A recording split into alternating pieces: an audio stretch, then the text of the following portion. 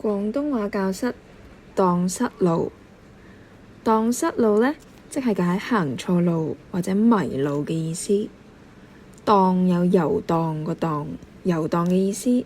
失即係失去冇咗，路就係一條路或者路線啦，加埋就係迷路啦。例如你屋企附近開咗個新商場，你可以話我啱啱入咗去新商場，結果蕩失路，兜咗成個圈呢都揾唔到個出口喎。又例如可能你小學升中學，去咗一個新嘅校園，唔知道上唔同堂嘅時候要去咩課室，你都可以話你喺校園入邊蕩失路喎。用宏觀啲嘅諗法去諗呢，蕩失路其實都可以用嚟形容你諗嘢或者做嘢嘅方向錯咗。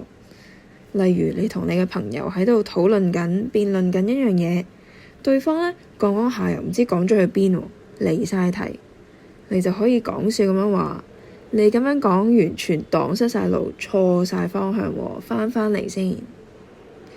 想聽更多故事，歡迎你繼續打嚟關心一線27778899，接通後撳2字，或者 YouTube 搜尋小樹窿電台 Podcast 頻道重溫。拜拜。